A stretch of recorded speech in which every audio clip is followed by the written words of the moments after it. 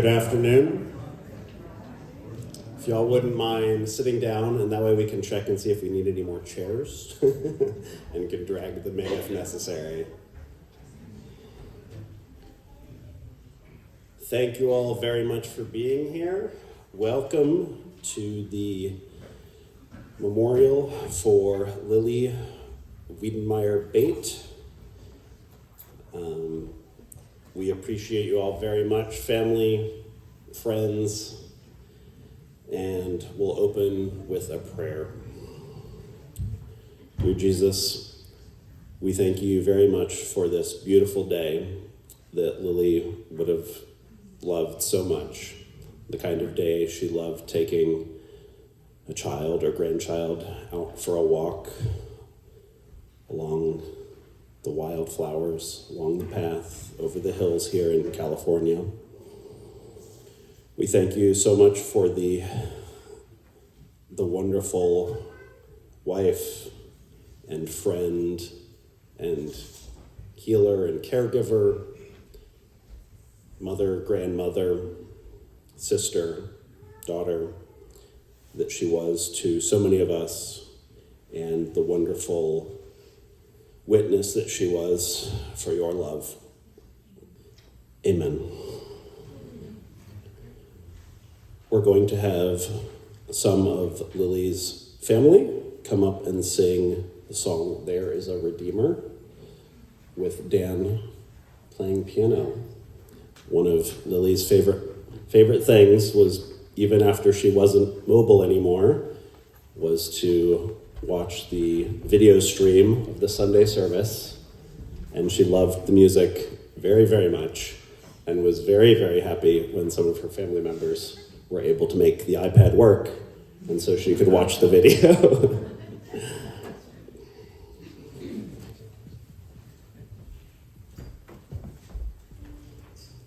My son did the sound on the live stream and sometimes the live stream, and he always appreciated Aunt Llili sending him little messages when it wasn't working. And then he knew to adjust something or fix something. But she started to tune in as it became harder to leave her home. She started to tune into our church service, so we generally are the leaders of the worship there. So it's just an honor to think that our Aunt Llili was watching us and singing along with us, even though we couldn't always be with her. So this song is an oldie but goodie, but the words aren't in the bulletin, but we welcome you to please sing along if you know the words or if you want to look up the words on your phone.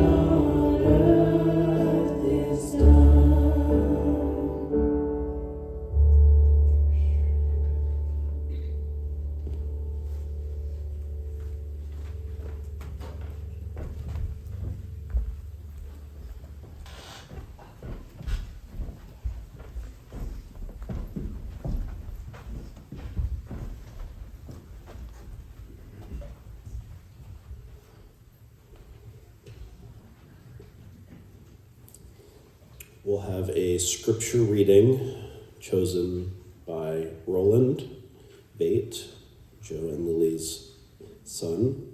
Colossians 3, 1 through 4. You can follow along in the bulletin if you would like. If then you have been raised with Christ, seek the things that are above, where Christ is, seated at the right hand of God.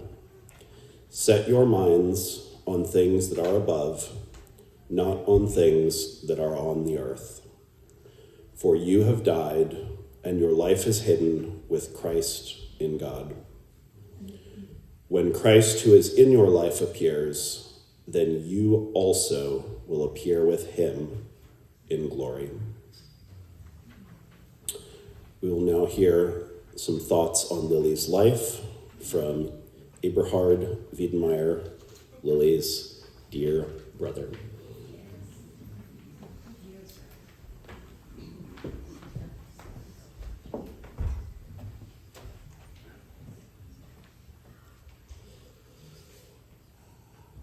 It's wonderful to see so many people who are here because of Lily and the influence that she has had on your lives. She certainly had a big influence in my life. Just a little curious thought here to start with. You have these bulletins and you see this beautiful picture of my sister. And I'm assuming she was still maybe a teenager at this point. And if you look at the hair, that's what I especially looked at. You notice ladies back in those days used to have this kind of like a clamp type thing that you put in to create the waves. Well, I was the youngest of 5, and Lily was the middle child. And I don't really remember this, but I'm assuming that especially my sister Georgina and Lily loved having this little baby to take care of. And I do remember that we would have Saturdays was, when we would have our baths and so on. And in those days, you didn't have all the fancy hair products. And so I remember getting a rinse with vinegar.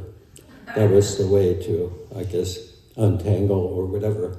And then I remember my sisters putting those clamps in my head. And I was a real cute baby.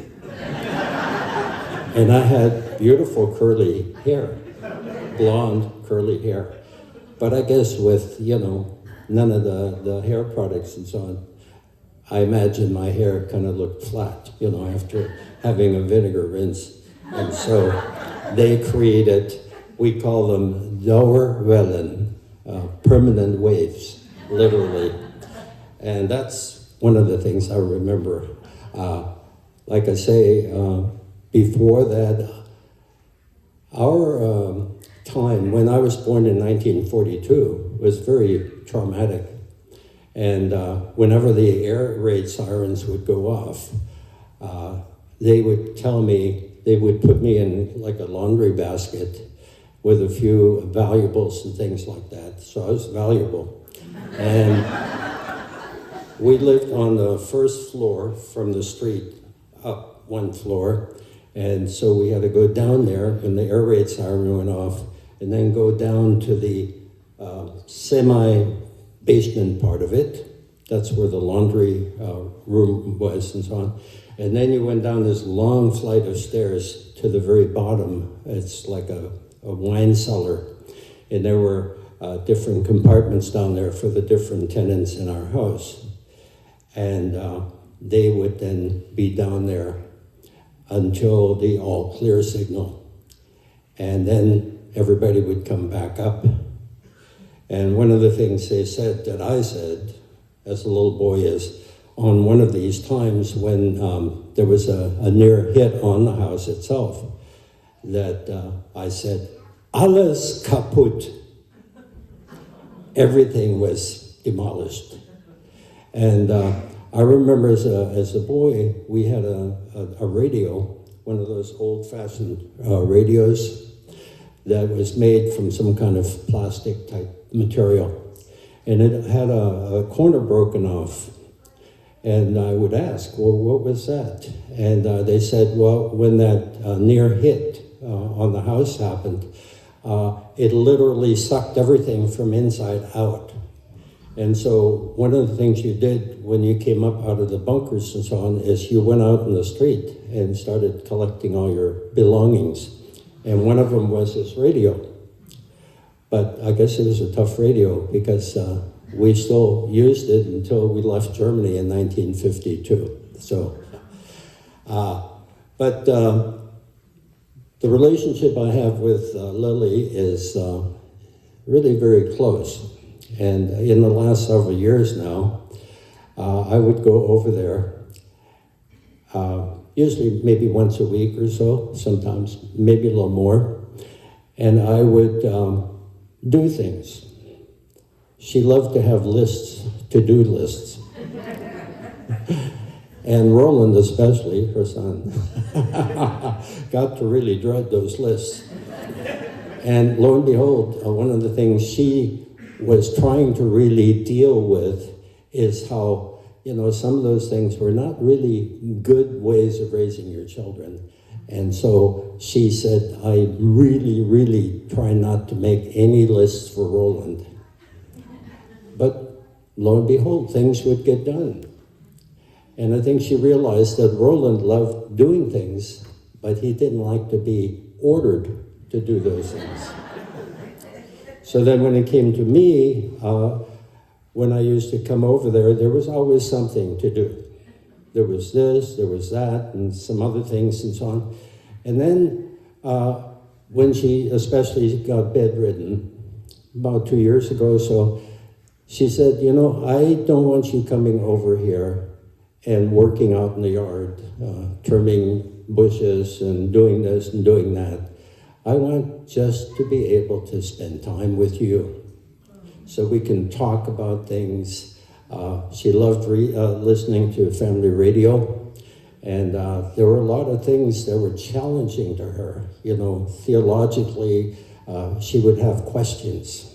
And so she would say, oh, what do you think about this? Or what does this mean? And so we had some really good discussions like that. And she really treasured that time. And there were a few favorite TV programs that she would sometimes have me listen to so we could discuss it. She loved just being able to discuss and that kind of thing. The amazing thing is that the phone would always ring at different times, and people would call. And they would say, I think I need some more of whatever it was, vitamin D or some more silver or some more this or whatever. And then she would write it down, and then lo and behold, she would, send those orders, put them together, because her back room was like a pharmacy. And so she would then fill the order, and she had right outside the front door, some of you know this, of course, a little ledge there, and she would put the order in a little bag out there with a receipt and all, and then somebody would come by and pick up the bag and leave a check, and that's how she did it. Right up until, I'd say, the last week of her life. It was incredible. Oftentimes when I'd come over, there were basically three different things I would see her doing. One of them was to being in bed, listening to a family radio. Or she would be in the kitchen fixing some kind of food, some different ingredients that she mixed. She always had some kind of a potent drink that she would take in, and it took care of all of her health issues. Or one of the other things she would do is I'd find her sitting at her computer, and she would be writing to somebody some kind of a text message and so on. She loved doing that. And she was just very detailed about those kinds of things. But like I say, those are the three favorite places that I would find her at when I got there. What's amazing is, Llili, as you probably know, or maybe you don't know, she was conceived in China. And lo and behold, circumstances in the area were such that they had to leave after 3 years. And she happened to be in my mother's womb. So she actually traveled over the Himalayan mountains, some narrow paths and things like that, in my mother's womb. And then she was born in northern India, in Kashmir. And I think her life has been one of lots and lots of traveling. And I think it started there, in the womb. One of the really key moments in my life was when I was 18, graduated from high school, had saved up a bunch of money, and one day I had gone over to Lafayette to talk to my sister and brother-in-law. We had a conversation, and they were planning a trip to Europe. And one thing led to another, and hey, would you like to go too? Wow. I'd lived here for 8 years in the United States. To be able to see all my old friends again and old neighborhoods, that sounded fantastic. So I went on this trip with him.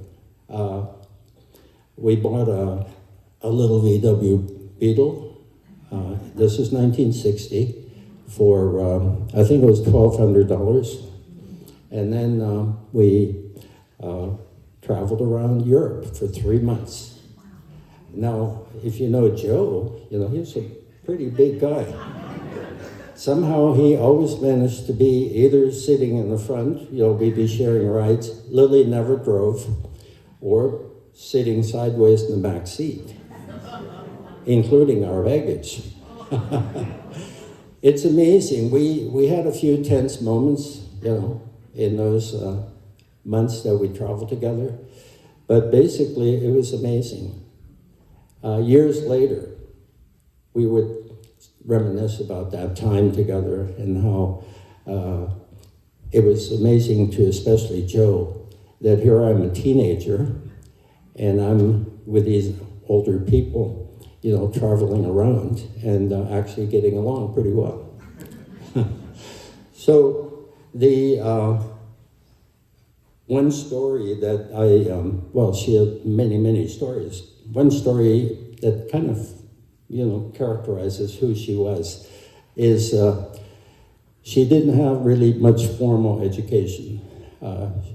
She graduated when she was 14, basically from grammar school. She got a job right away, and she worked for this, he was a plumber. And this man was a real foul-mouthed individual. And she worked for him.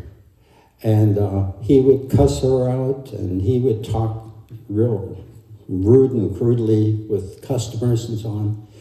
And she knew that one day she would have to face this man. She couldn't stand, continuing to work there. So at that point, I think she was 15. So she planned it that when this certain customer came in, she would come out from the side room and she would just dress her boss down to no end. I don't know what name she called him and all that. And then, because that client was there, he couldn't just run up and grab her and beat her or whatever. It would just give her enough time to get out the door. And that's what happened. And so he was so startled, by her demeanor and all of that I think he tried actually chasing after her down the street. But that was, I think, just a bit of who she was. She had a real sense of what was right and wrong. And here she's 15 years old, and this guy's probably 40 or 50 or whatever. And she confronted him. And then from there on, she just got a different job and did really well. We ended up moving from Germany to Springfield, Massachusetts.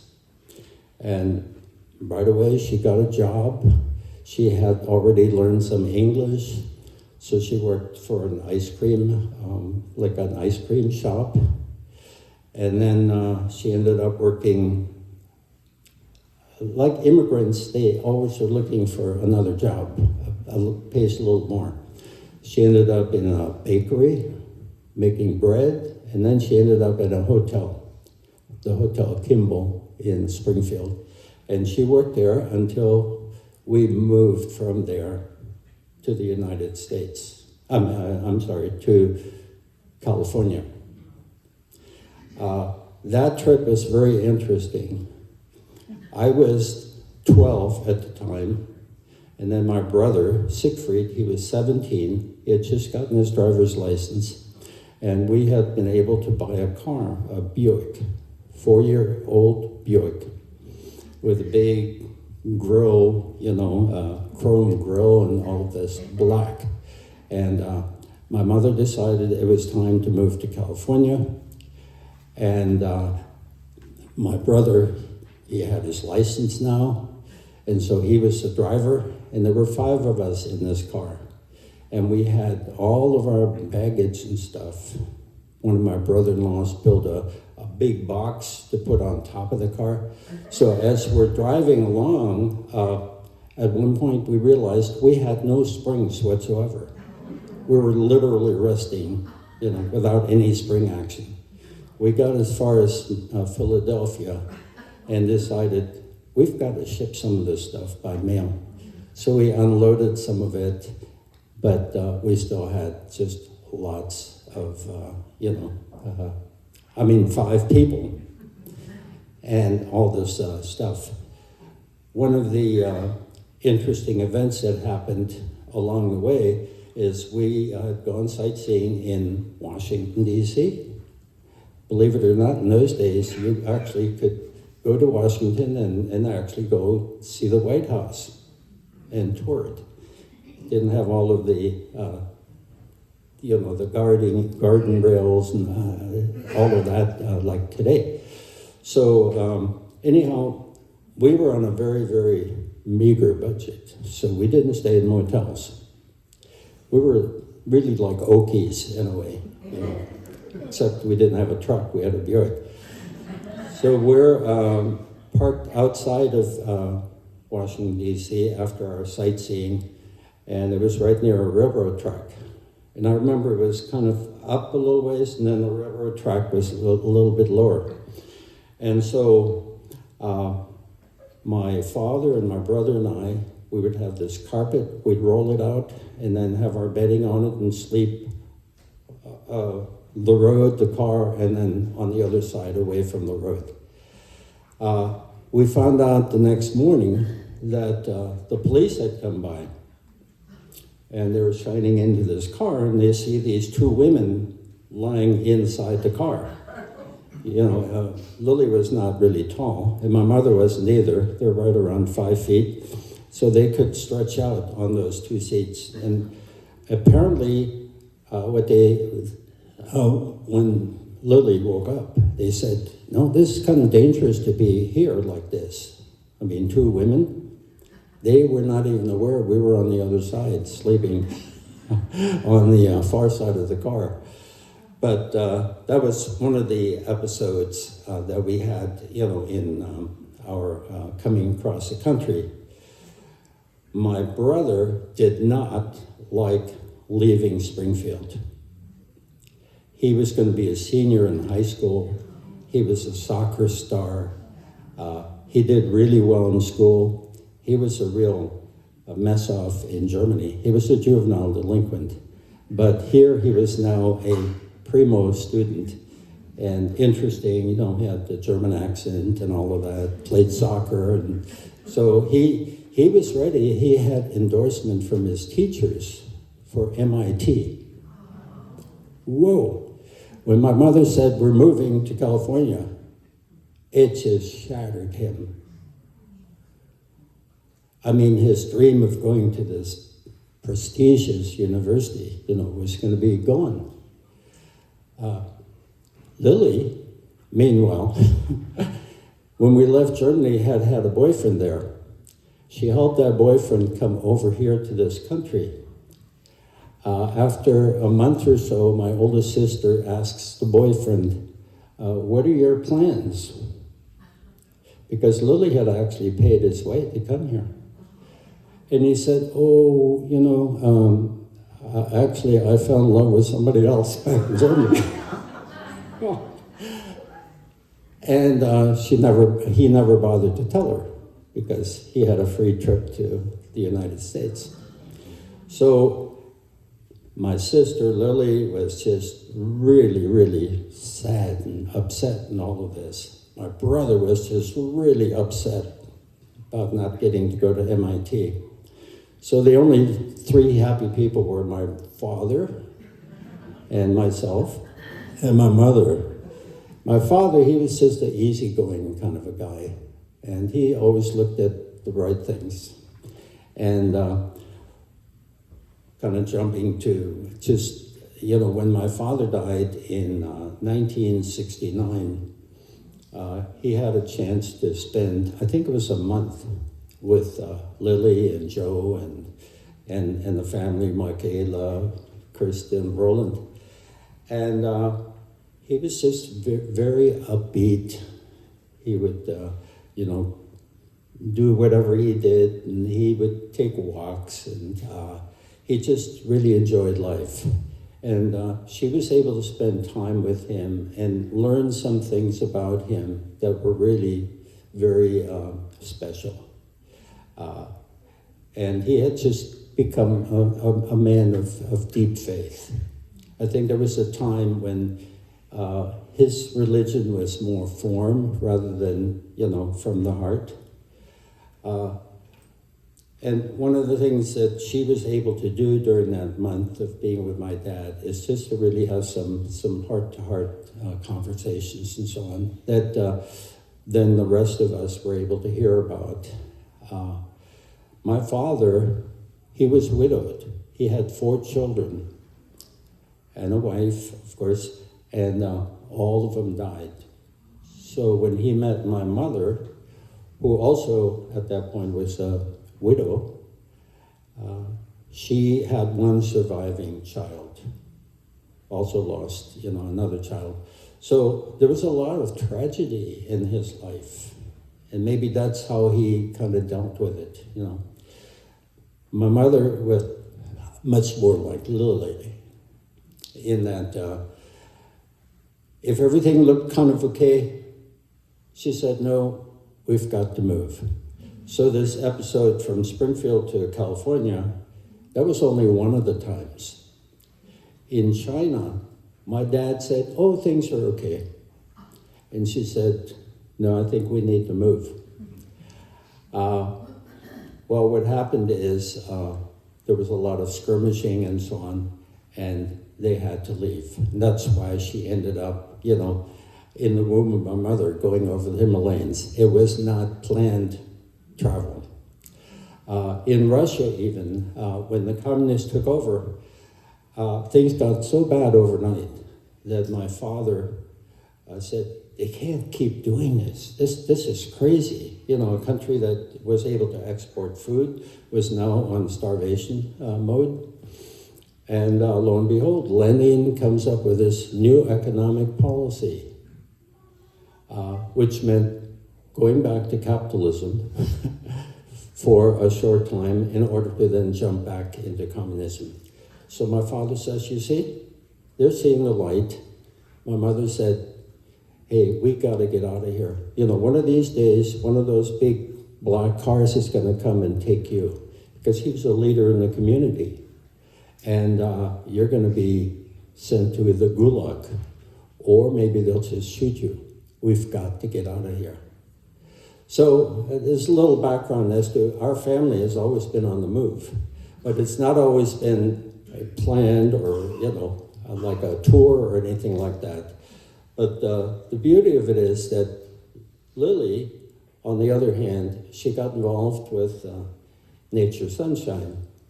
And lo and behold, one of the perks was they would have their conferences on tours.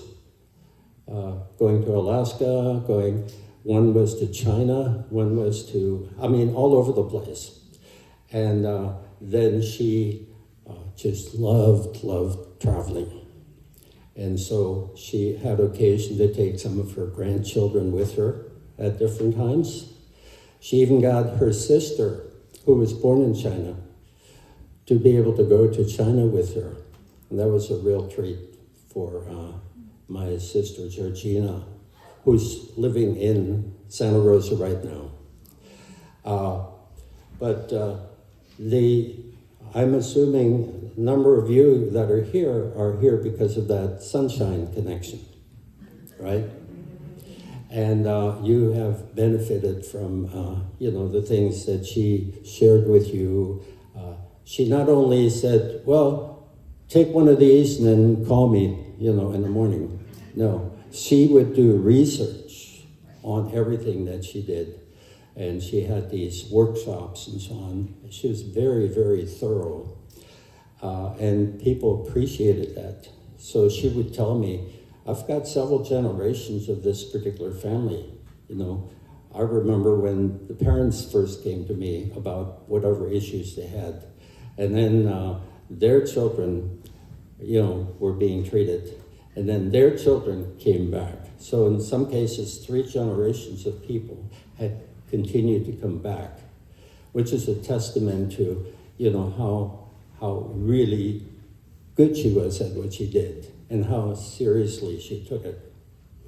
Those who know her husband, Joe, when he was just a hair away from dialysis, she did research and found out all the ways she could do it in a natural way to treat him. He was they call it 15. If you go below 15, you're on dialysis. She was able to get his kidney function back up to about 50%. And it was maybe a year ago or so, the kidney doctor had actually told her, Mrs. Bayt, you don't need to come to me. You've done a fantastic job, with your husband. There's just one testament of the amazing things that she was able to accomplish. And I've always said, if she had had the occasion to go to medical school, she would have been a top-notch doctor. So she could never say, well, if you do this or you take that and so on, change your lifestyle, take these herbs and things, that'll help you with your whatever the problem was. She had to always be careful. She could never claim that this will heal you, because then she'd be crossing that line of practicing medicine. But I believe she didn't just practice medicine. She developed these amazing relationships with people. So she would invariably be telling me about so-and-so and about so-and-so, and she wouldn't just say somebody's name. Then you'd find out about their husband and about their children and about this and about that. I just said to somebody recently, when I went over to her house, it was about once a week, and we'd spend 4 or 5 hours, 6 hours there.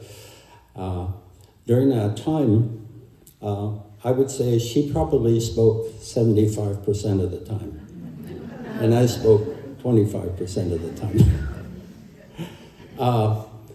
Because she had so many incredible stories to share, and she was so detailed about everything that you found out way more than you needed to. But, those 25% of the time when I talked, she would listen. She was a good listener too. So it wasn't just a one-sided kind of thing. But I don't know, I've just shared a little bit of our relationship with each other. Maybe this is the last one I'll share with you, and that's, it wasn't, within the last week or so that she was still, communicating and all that. She just, one evening, had wanted me to just kind of stay. Can't you just stay? And then we went into the bedroom and she said, okay, now, can you put the pillow this way? No, actually, put it this way. And we went through all of this detail, and I was ready to go home because it's getting late, and probably spend another hour doing that.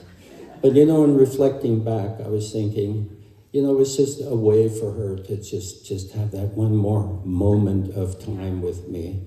And I feel very, very honored that she thought that highly of me, that she wanted to spend that time with me. And that's, it doesn't always happen with siblings, that you have that type of close, intense relationship.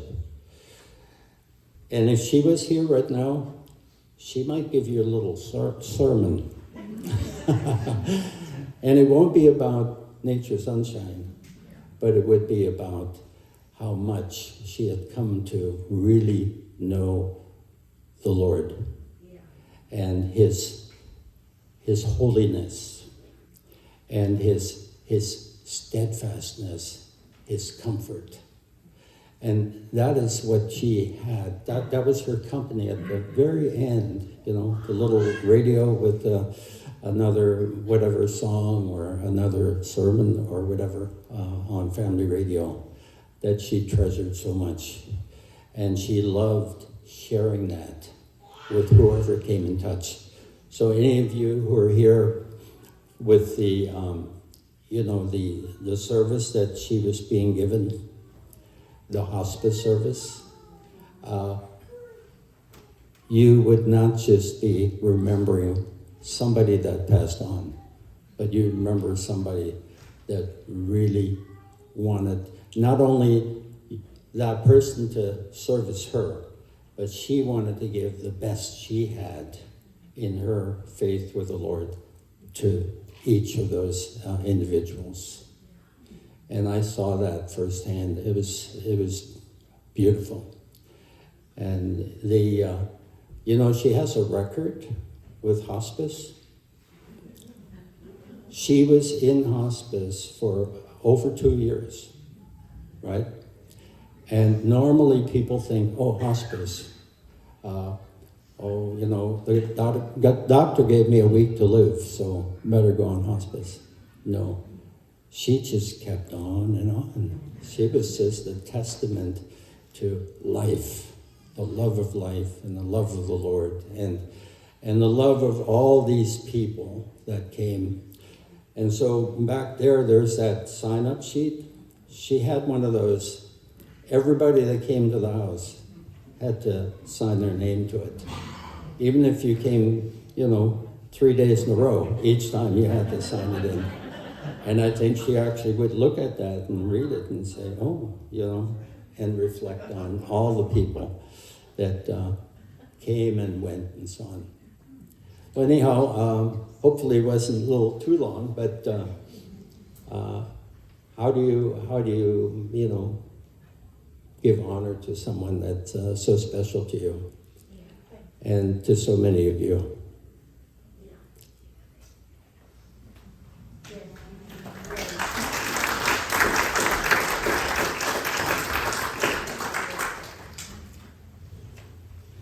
Thank you, Abrahard, for the wonderful remembrances, and that will be a wonderful segue, talking about how much she loved the Lord, into the next song, which will be Give Me Jesus.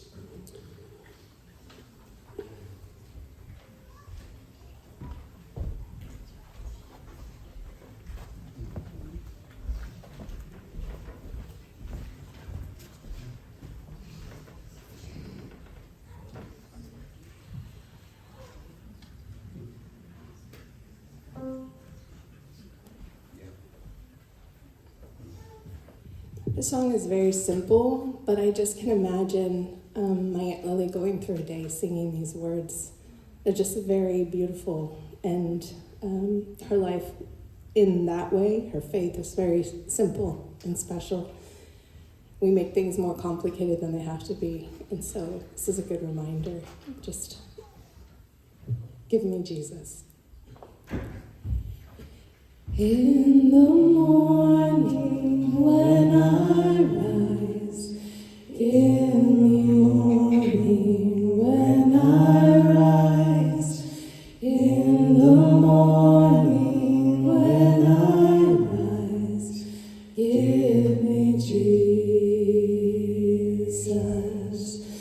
give me Jesus, give me Jesus.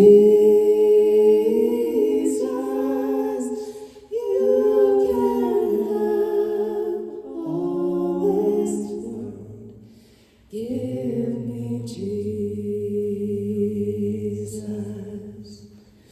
And when I am alone, oh, when I am alone, when I am alone, give me Jesus.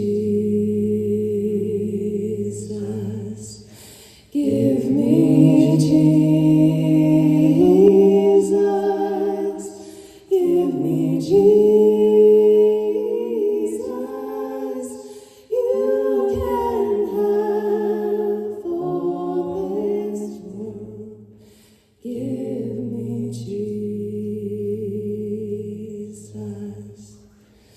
And when I come to die, oh, when I come to die, and when I come to die, give me Jesus,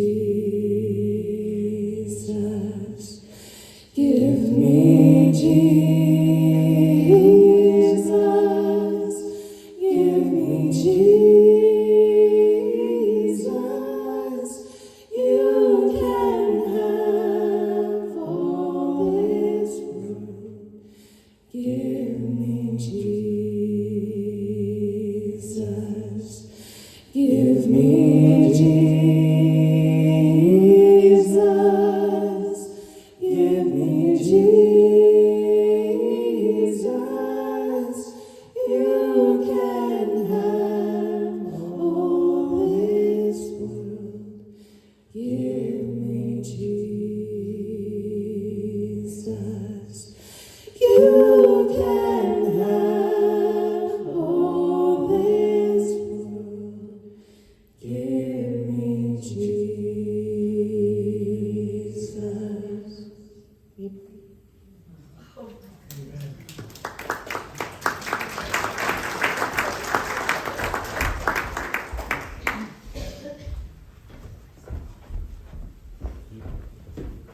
Thank you. We'll now hear from Kathy Tilke Chen, and then Richard Brown, and then Joan Kasich.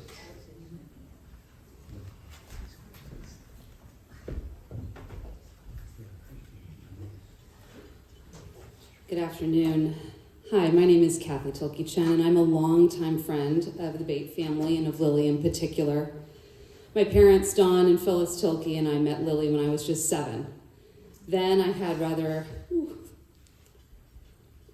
limited activities due to asthmatic attacks and numerous allergies. Health was not my strong suit. I did a lot of ballet, I did a lot of arts, and I longed to be able to just swim across a pool and not feel like I was sinking. As I shared with Michaela and Kevin, Kirsten, and Roland on the day after Llili passed, she was not only my friend and herbalist. Llili was a game changer, and she will always be deeply remembered for our rich 45-year relationship and how she tenaciously improved my health and my well-being. Llili was undoubtedly a dedicated herbalist. We all know that, with strong research skills which benefited numerous NSP customers and friends. She wrote long, detailed notes with enthusiasm and often deep prayers for growth, strength to face affliction with faith, and determination, and most important, heart. She's the only person I know to have extracted a tumor or a growth or something on her own body. I saw the pictures, it's true. Llili cared for her people, and I think we all know that we were all her people in some way. By spending lengthy periods of time listening, testing the waters of risk-taking in ourselves, and encouraging people to try different means to achieve their ends of a more healthful, balanced, and fulfilling life. She did not find writing a list of suggestions sufficient. No, her care came with follow-up calls and emails, letters and remembrances to let you know, as her person, you were most definitely on her mind and assuredly on her lengthy prayer list. Llili oozed what Germans know to be called Gemütlichkeit. Translated loosely, that's hospitality, good cheer, friendship, and warmth. Her cards at every occasion were filled with genuine, original thoughts, not standard Hallmark greetings. Did you ever notice how her cards were always blank? She lived her faith in a very outward way and spread good news to those along her path. And that's good news with a capital G and a capital N. I had many special experiences with the Bayt family that drew me in closer to Llili. Llili and Joe were extended family.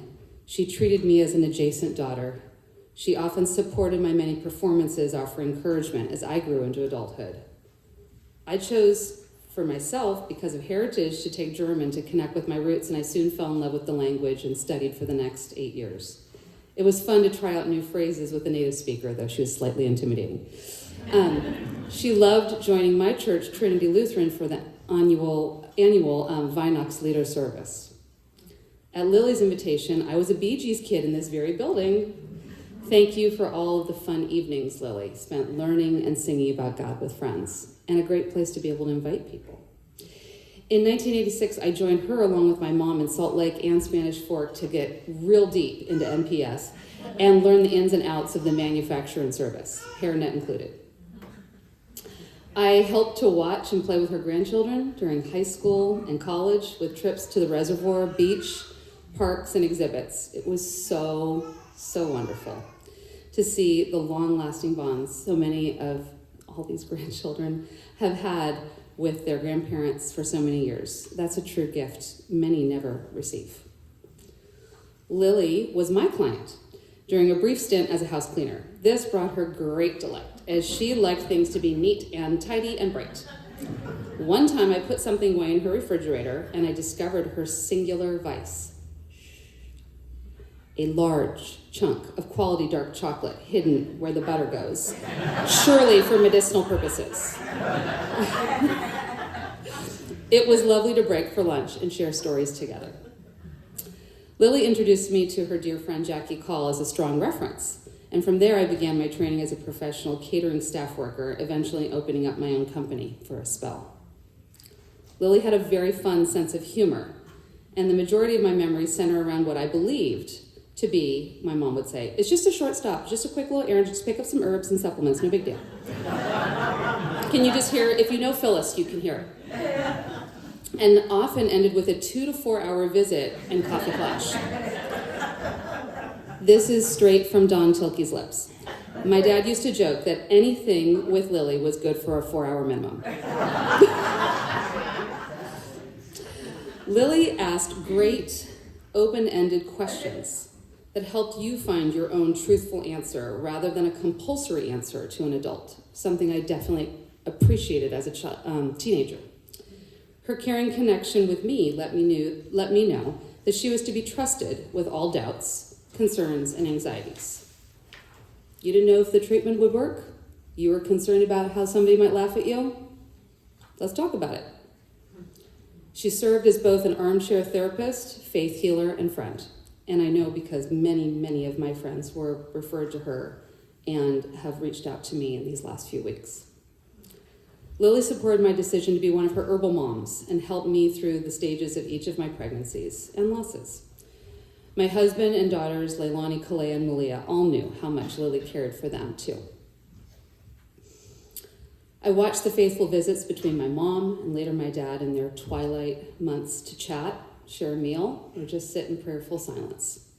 I appreciated that Michaela was a part of those visits and did her own independent ones as well.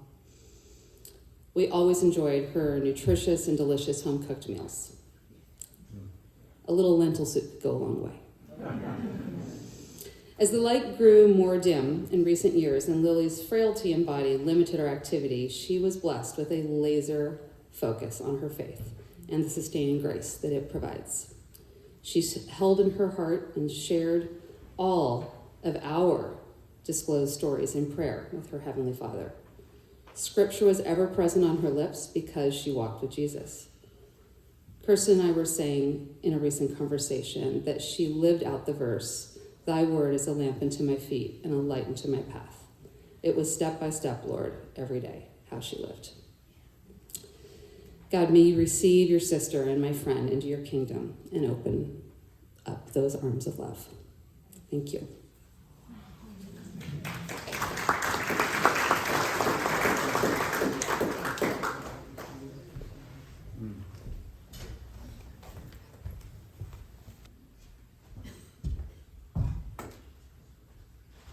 Good afternoon, everybody. My name is Richard Brown, and my wife and I are one of the NSP people under Llili. And she's also a person that I went to church with for years. And I have to tell you, even though I'm sad in my heart, I know she's with the Lord right now. Amen. That gives me happiness in me so much that it's incredible. Excuse me. I first met Llili in this church in the mid-1980s. My kids was going to BG's, and we had just moved to Moraga, and I kid you not, I didn't want to think, I just couldn't see myself coming to this church when we was going to the church that we was going to in San Francisco.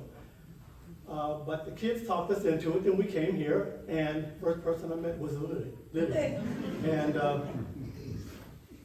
I tell you, after talking to her for about 20 minutes, I wanted to be at this church because I figured that if everybody's like her, I made it to heaven. Made it to heaven because it was just that wonderful.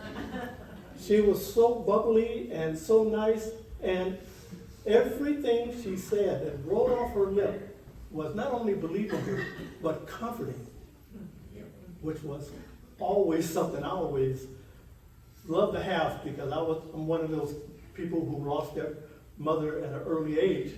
And to have someone talk to me like she did, it was like mom.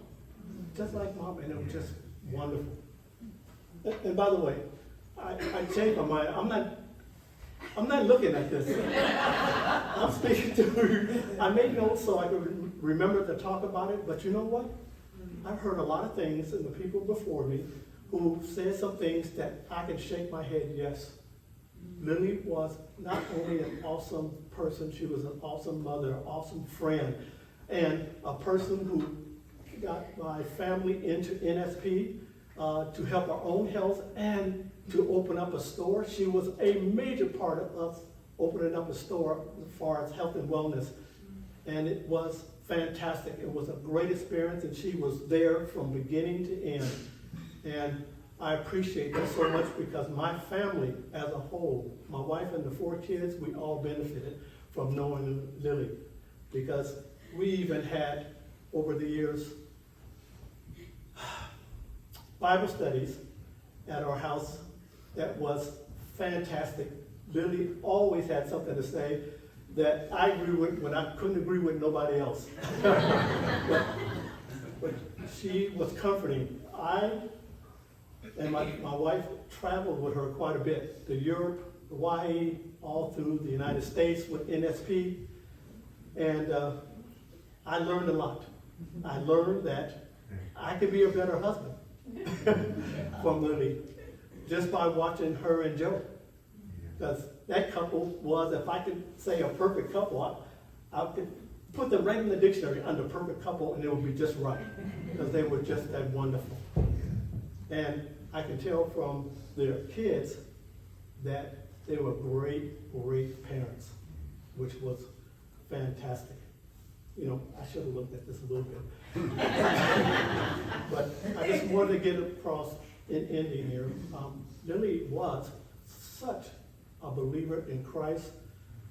We talked about it sometimes, even when I didn't understand why we started to talk. It was on her heart. So when she talked about it, then I talked about it. And a lot of times, it was quite poignant. it was to the point of something that was happening in my life that she would bring up A to get to C so that I would understand why things are the way they are. She made me feel great every time I was around her. A fantastic person. And I gotta tell you, I'm gonna miss her greatly.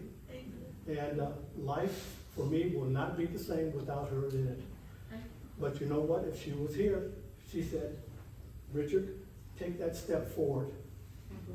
Take that step forward again and keep going, because we all, every single one of us, will eventually see the Lord Almighty, but you gotta believe. Yeah. Absolutely. Thank you, guys. Thank you.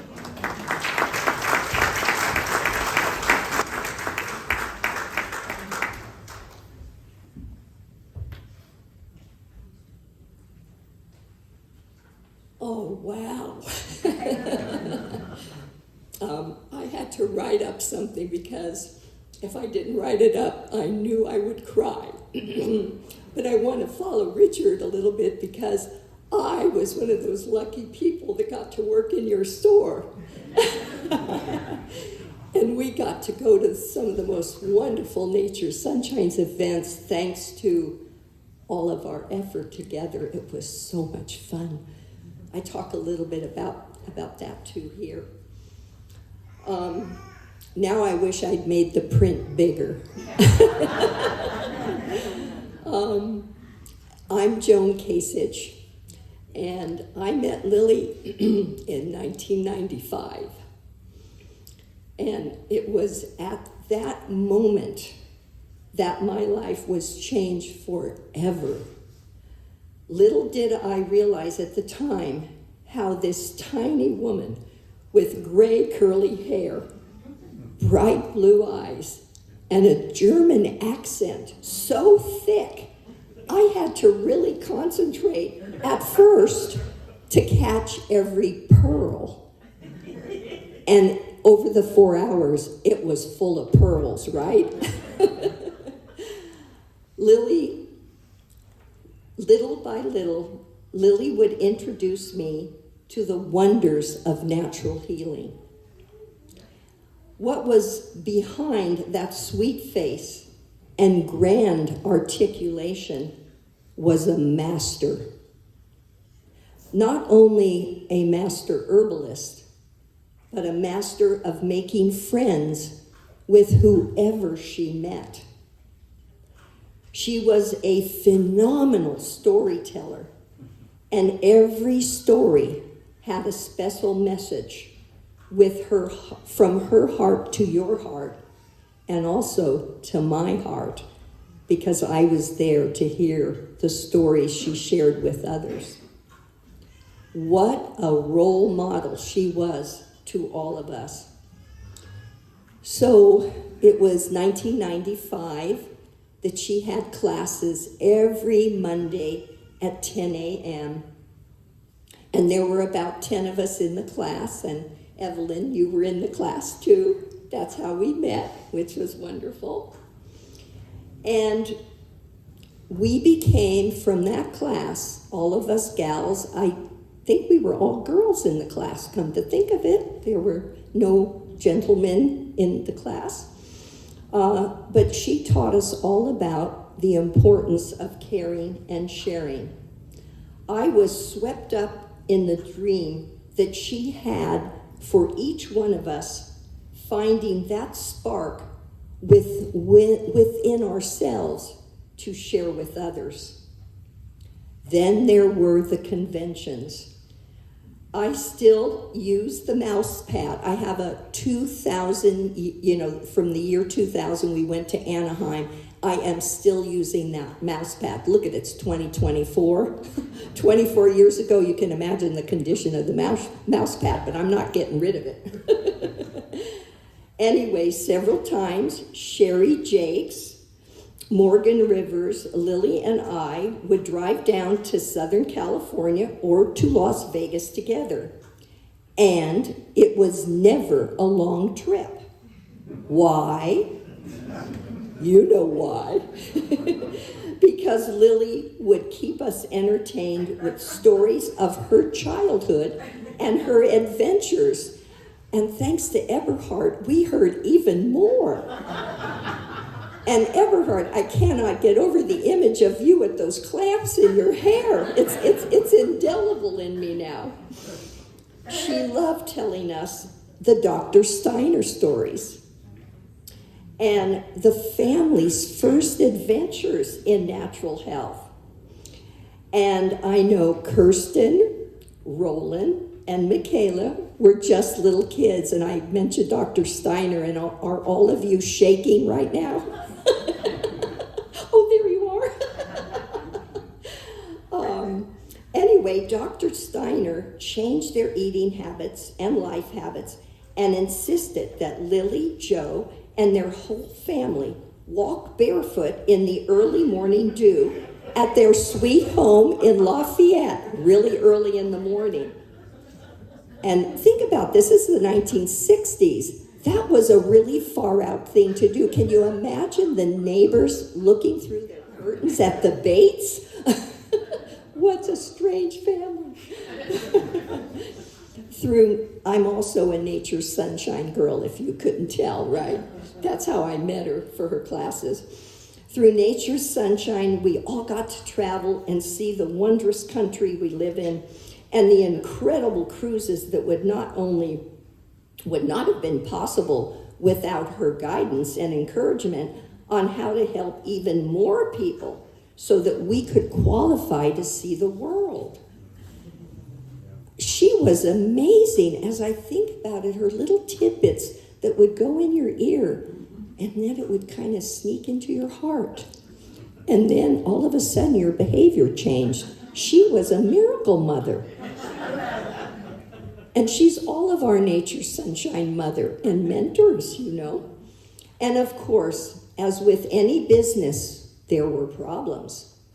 But Lily was always there to help me think through the options and help me to overcome problems that I could not see a solution to. When this occurred, we'd look at each other in a special way and say 3 beautiful words that helped us both to move on. And the first word was acceptance of what we learned from the experience that wasn't pleasant. And the second word was forgiveness, especially forgiving ourselves as well as the others involved. And lastly, the third word was love, which would fill our hearts and carry us beyond the problem and allow us to move on. And, you know, listening to her traveling from China into Kashmir and then into Germany, you know, she was always on the move and she was always ready to move on from a problem and say, who's next that I can help? Isn't that just incredible? So those words are acceptance, forgiveness, and love, and I carry those with me all the time. And then someone mentioned the cards. Oh my goodness, I'm sorry, I'm just so broken up here. Over the years, Lily always sent a card for special occasions. I have kept every card she has written.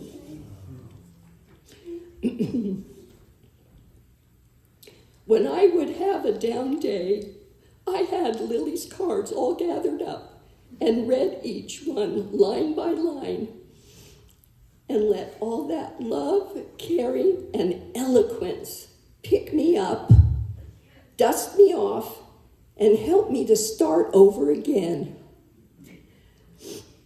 Lily always talked about her wonderful family.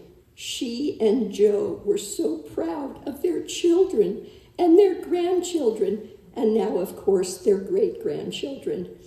And she loved being with her brothers and sisters and took the time to be with them as much as possible. And you could hear from Eberhard, because I had not heard those stories, just how precious he and the sisters and the brothers, and of course, Joe's family too, because Lily married Joe, but she wasn't supposed to, you know. She was supposed to marry the brother, except the brother fell in love with her sister. So there was just Lily and Joe. And then we know that love story. And look at the wonderful family they've had. Oh my goodness. So, in closing, I want to give special thanks to Lily for guiding me for the last 29 years, to a whole new career in natural health, which I still practice today. She left a legacy I will honor and learn from forever until I meet her again in my own new lifetime, in heaven with her, in her mansion. Okay, so I wrote a little haiku.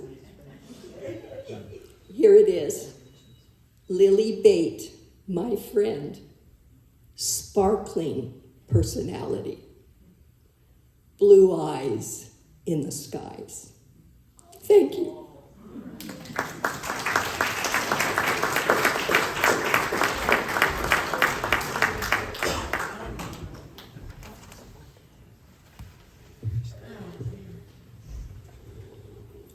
Thank you, Kathy, Richard, Joan.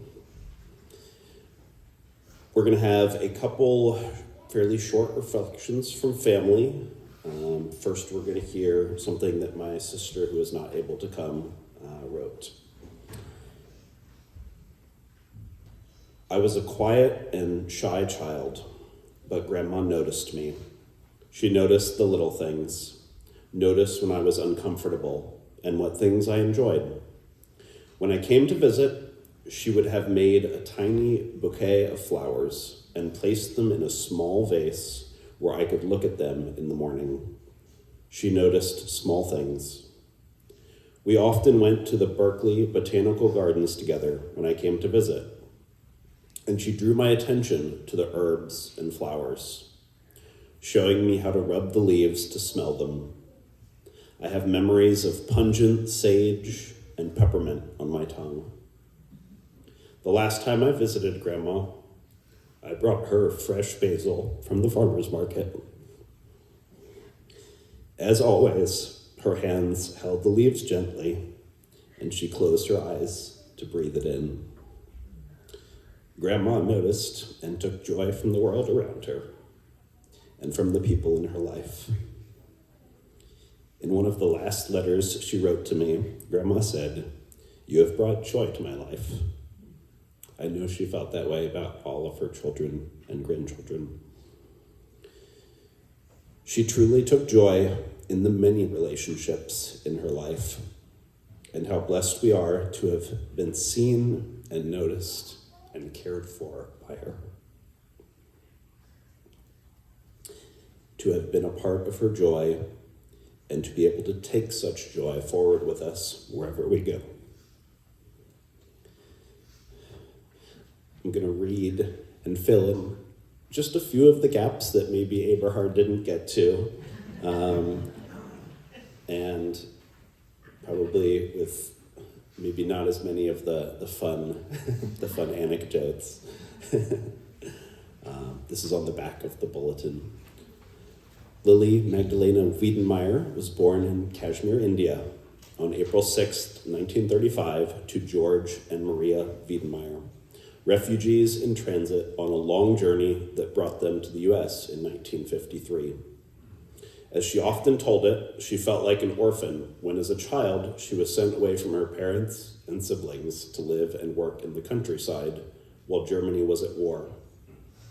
Though her formal education was limited, she developed a keen imagination, an incredible work ethic, and a deep appreciation for social connections, especially with her sisters, brothers, in-laws, and eventually everyone else she considered part of her family. Lily's meticulous attention to detail made her a valuable employee in the fields, on the assembly line, as a San Francisco secretary, and eventually as a Nature's Sunshine representative.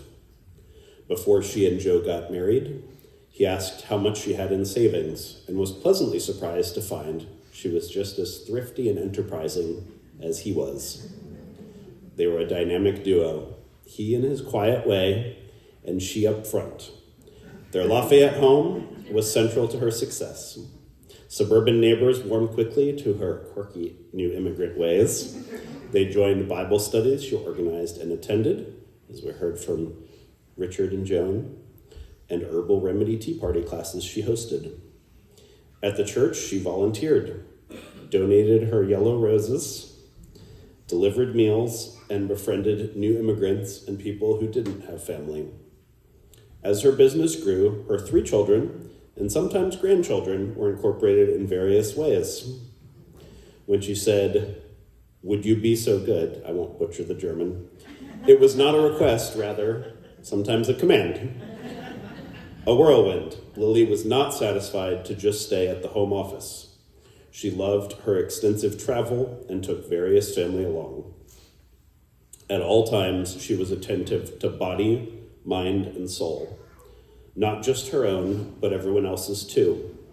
Llili's vibrant personality filled the space with songs, stories, sometimes cringeworthy jokes, garden flowers, and a coffee table, I had to look that one up, bedecked, for years in high gear and then in slow.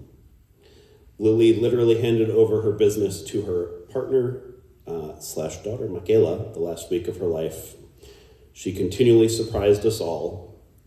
She loved her nature sunshine family, all of her dear friends and family, and most of all, her faith. In the end, it really was about Jesus, and she was supremely happy when she was surrounded by loved ones in the sunny corner of her living room where Joe used to sit when Jesus took her home.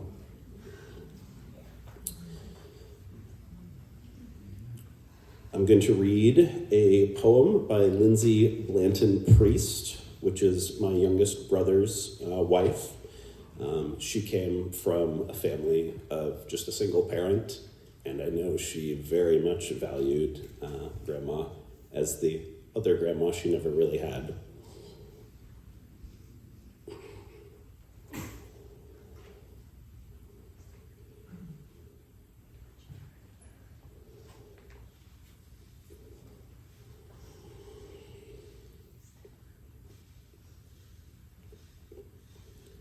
From Llili, Letters and Lemons. In a letter, she mentions how full the lemon tree is this year. I'd heard the stories. Naughty grandkids plucking fruit before its time. Children tasked with collecting a harvest before Lafayette's wildlife enjoys the feast she intends for them. It is unpredictable when the tears choose to come. Here they mingle with a laugh as I search the still fruitless lemon tree we bought years ago. For a reason I don't know, but for the feeling I know she gave. And again, as I fail to clean out a desk drawer reserved exclusively for letters from Oma, because yes, you will blessedly need an entire drawer. Why did she always buy the nicest stamps? Spirited displays of flowers, addresses adorned with pictures, words written with a girlish swirl. Given the option between function and joy, did she not enliven us all by what she unapologetically chose? He gives the lonely families. This is God. This God she loved, and so was made God's own answer. She becomes the loneliest family. She walks into the heart of those who she could walk away from, and she sets a table. She leaves a crack in the last door we all open, and it's leaking a little more light than it was before. What she lacks in size. If she could be said to lack anything, she makes up for in will. What she lacks in volume, she makes up for in boldness. Strong words said, and brightly, sweetly. How does one fit into such large, small shoes? Buy a lemon tree? Try to match the force and excess with which she loves even a stranger with a word. Writing wants ideals, edits a person into a symbol. Still, we should listen to our mothers. Some of us cannot say goodbye. Some of us do not believe in goodbyes. Some trust what we hear in our heart, refuse to accept a thing as natural because it is inevitable. All that we can say is, look, I saved this for you. Or we say, remember that verse. Or we say, wait, I need you to do this or that.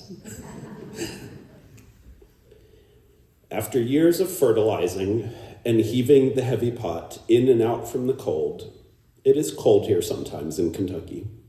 I've abandoned all hope of lemons. Had it possibly been mistaken, wrongly labeled? Then the very day, we heard you'd be writing no more letters. Our son said, look, as if he were saying, behold, and resting at the base of the tree, hidden under the fallen leaves, on its own naked branch, hung a single heavy lemon. It would be more writerly, perhaps, more with the current trends to end right there. But that would be less Llili. She'd not have written it without a psalm. For you will not leave my soul in Sheol, nor will you allow your Holy One to see corruption. You will show me the path of life. In your presence is fullness of joy. Joy wants to be full. Spring for the good stamps. Write your children and their children and their children letters. You and they are never too young or too old. Don't forget your vitamins. Seriously, don't. Invest in citrus. Wait, look, behold. The lemon tree is not dead. The lemon tree is not dead. We'll hear and sing along, if you would like, to Take My Life and Let It Be, to which we have the words in the bulletin.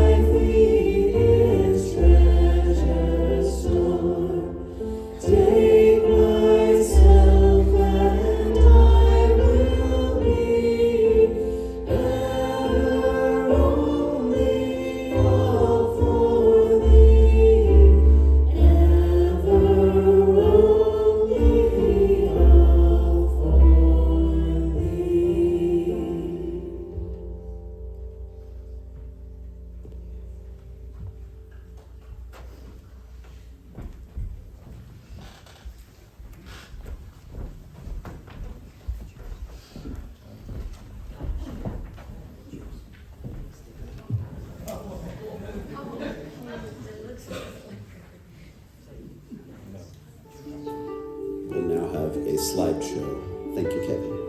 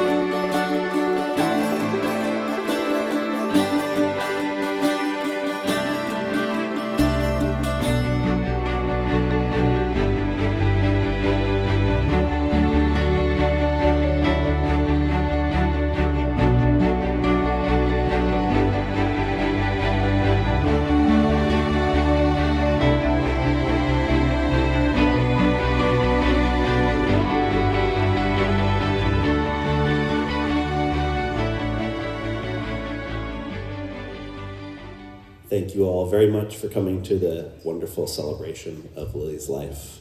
We'll have a reception in the room across the hall.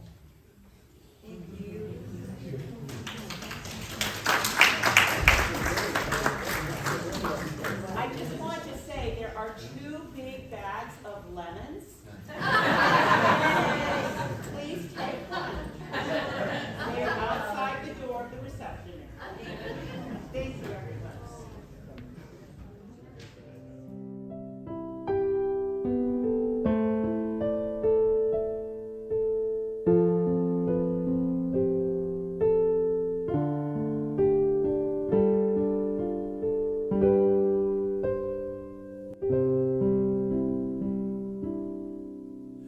When I come to die, when I come to die, when I come to die, I'll see Jesus. I'll see Jesus. I'll see Jesus. I will leave this world behind. I will leave this world behind. I will leave this world behind. But I'll have Jesus.